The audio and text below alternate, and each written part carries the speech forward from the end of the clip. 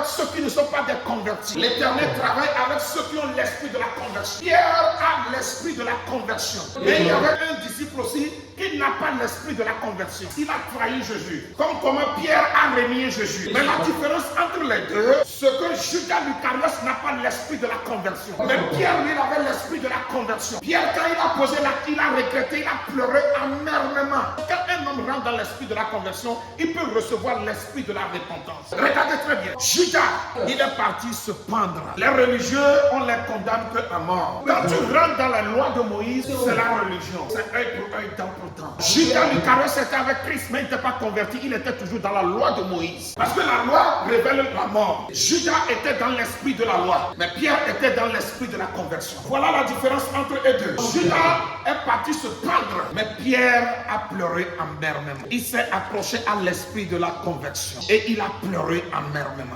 Après avoir pleuré et regretté l'acte qu'il a posé, il a ressenti une paix à l'intérieur. Le Dieu qui pardonne a reconnu qu'il est conscient et il s'est condamné lui-même en demandant pardon venant de son cœur. Et Dieu l'a pardonné. Jésus, sa mission pour nous, c'est de nous amener dans la dimension de la conversion. Se convertir. Combien de chrétiens qui assistent ici, qui est conscient de lorsqu'il pose un acte qui n'est pas digne de Dieu vivant qu'il adore et qu'il regrette amèrement. Regarde ta journée du lundi jusqu'à ce dimanche. Les pensées que tu as eues dans ta tête, les paroles que tu as parlé, comment tu as traité tes relations, comment tu as vécu avec ton conjoint, qu'est-ce que tu as fait. Quand tu regardes tout cela, est-ce que tu revois là où Dieu t'a pas dit de faire et tu as fait? Est-ce que tu as reconnu même le défaut là? Est-ce que tu es conscient même que tu as fait quelque chose? Tu vis seulement. Un chrétien qui est né de nouveau, qui a l'esprit de Dieu, qui est converti, tout ce qu'il fait, il connaît les actes, il connaît tout, il comprend, il sait ce que Dieu veut de lui et ce que Dieu ne veut pas de lui. Et il est conscient de tout acte qu'il pose.